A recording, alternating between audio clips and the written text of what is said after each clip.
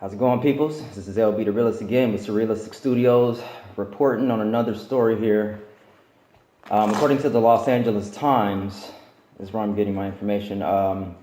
Raids across the U.S. leave immigrant communities and activists on high alert.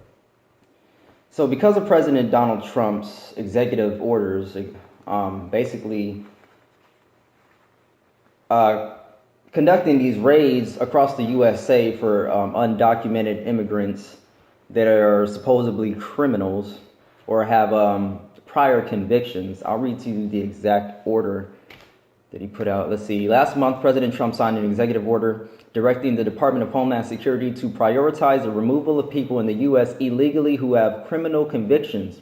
In addition to speeding up the deportation of convicts, Trump's orders also call for quick removal of people in the country who illegally are charged with crimes and waiting for adjudication, as well as those who have not been charged but are believed to have committed acts that constitute a chargeable criminal offense, like jaywalking. So if you're Mexican, if you're a Muslim, and you got a jaywalk back in the day, hide, because he's coming after you. Like, it's comical, but it's not. It's not comical at all when they're really deporting, they're breaking up families and deporting people back for minuscule, like minor things, very minor things. Let's see. See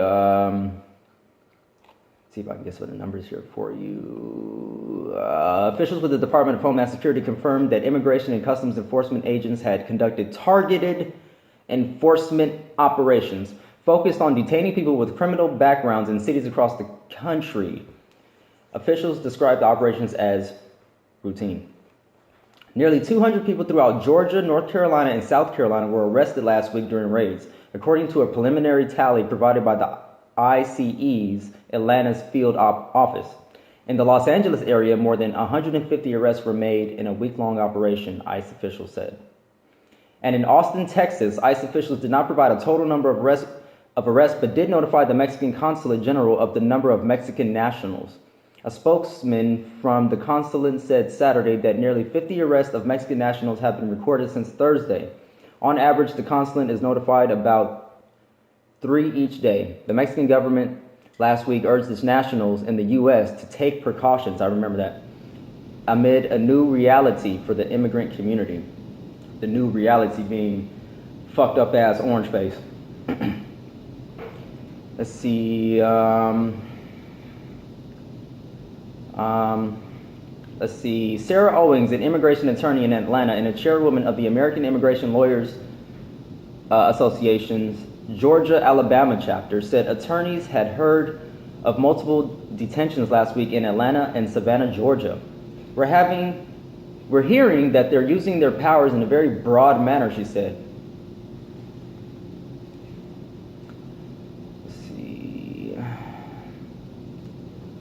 We're hearing that they're using their powers in a very broad manner, she said. It's not like they're targeting people who have criminal records. They're targeting anyone who is undocumented that they happen to come in contact with. So they're looking for someone specific, but then they're also asking everyone for their IDs. So, like when I told you that they're going up in Sandy Rock, they're going up to people and they're just asking, oh yeah, can we interview you? You know, what's your name? Yada yada, this, that, whoopie wop. And then they turn around and ask for your ID. And they slap the cuffs on you. So basically, they're using dishonesty and lies to arrest you. Now, there's no difference between someone who's a terrorist and someone who's picking their kid up from school, she said. It's very chilling for the community. No one knows what's going on. This is horrible. This is horrible. Let's see. What we're seeing is Trump's executive actions on immigration being made real, and millions of people in immigrant communities are terrified. We know of moms being deported who have lived in the U.S. for over 20 years, even U.S. citizens being asked for their papers at checkpoints on the road, said Julieta Garibay, a deputy advocacy director of United We Dream, an immigrant rights group based in Washington, D.C. Some advocates have hinted that the raids could be in retaliation for so-called sanctuary cities in the U.S. Basically, a sanctuary city is a city that is set up to basically protect the rights of the people, so that federal agents can't just come in and start dragging them off. And there's actually protest. There's been protests across the U.S. regarding this, but there's actually been talk of them doing what the veterans at Standing Rock plan to do. They're going to plan a human shield and basically prevent any of these officers, any of these people trying to take them in. I think that's wonderful. I think that's wonderful. I think that's just absolutely great. This is ridiculous. I really don't understand what the whole issue is. I mean, I know that immigration is a very hot button issue, but honestly, we're all immigrants. We're all from different, you know what I'm saying? We're all from different areas, and what they're doing to the people that actually belong here, the indigenous folks up in Standing Rock, and it's so backwards. It makes no sense at all to me.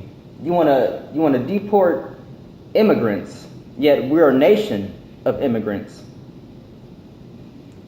You wanna do a Muslim ban for countries that weren't even involved in any terrorist actions.